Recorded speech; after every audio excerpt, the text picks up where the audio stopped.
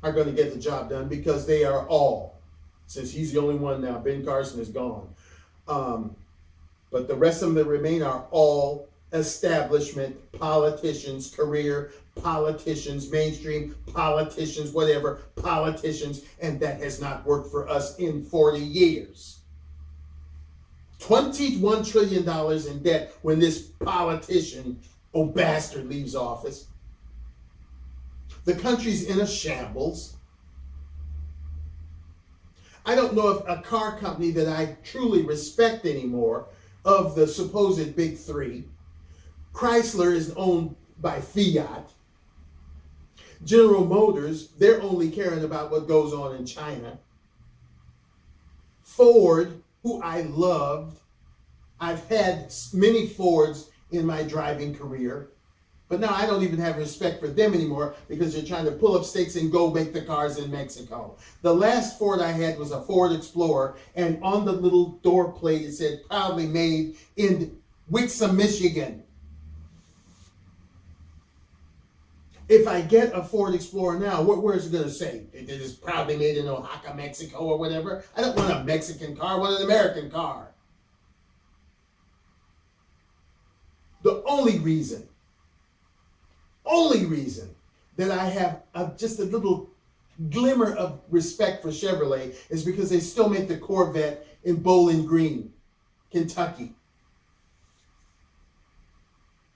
I did like a car that they made before. I liked the Cruz, I liked the Spark, but I found out they're made in Korea. Under the Chevrolet name. If I wanted some crap they made, I'd go buy a damn Hyundai. I don't want a Hyundai. I want a Chevrolet. But Chevrolet screwed up. They don't make the cars here anymore. I don't know how many models they make here. I know they still make the Corvette here. This is ridiculous. Our Americana is quickly depleting. I'm looking for somebody to bring it back. I'm looking for the Trump man.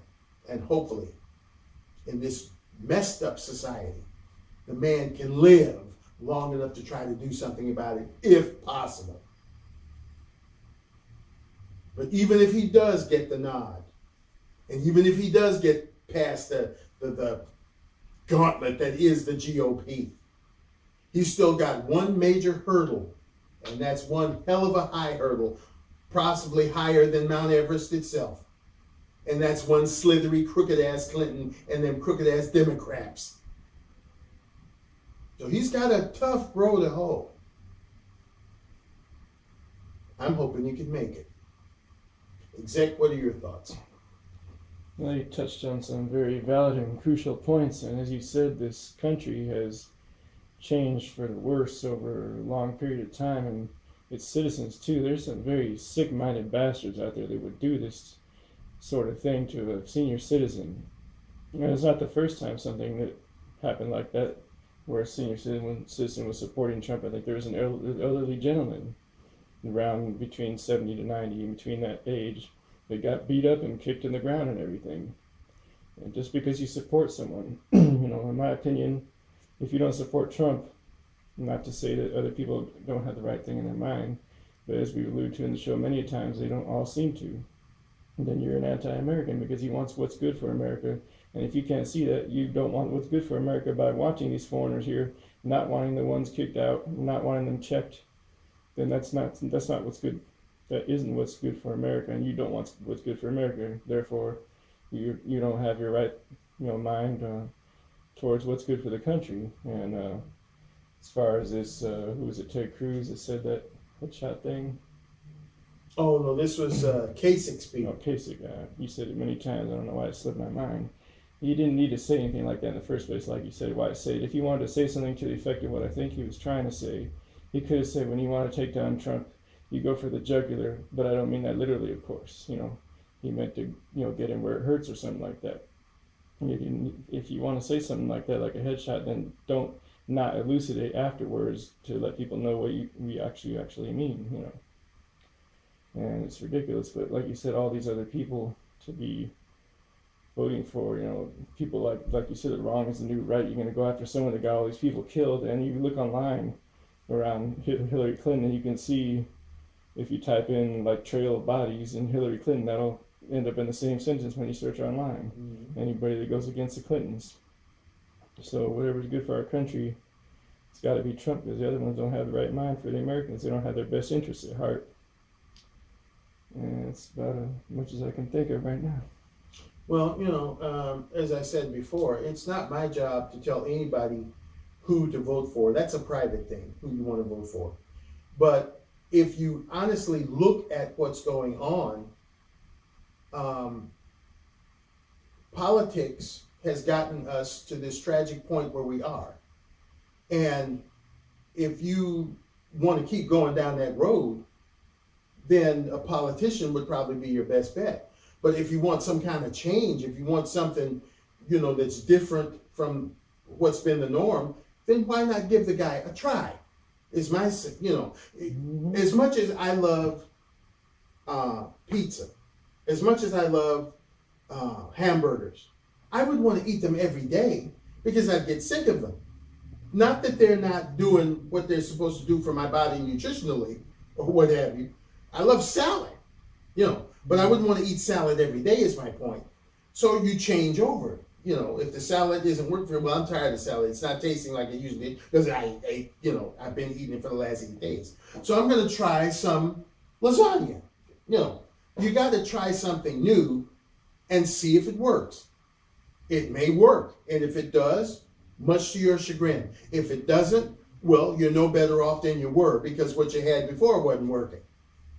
So my point is, for those Trump supporters out there, if you feel that this man is the best possible solution for the country and you are willing to try him, don't let these news whores, don't let these other candidates sway your position. Get out there and vote for the Trump man. If you're in one of those voting places today or voting places tomorrow or whatever, get out there and support the Trump man. Support him even past the voting. Keep supporting him because he needs us to help him. That's one of the reasons we do the show, to get people thinking, to look past what you're hearing, to look past what you're seeing. Because I'm telling you, we have these big, beautiful tellies these days, 50-inch, 72-inch screen tellies, with surround sound and with the internet hooked up in them and what have you. Great, big, beautiful tellies. We got one here at home where we are, but there's not much on them.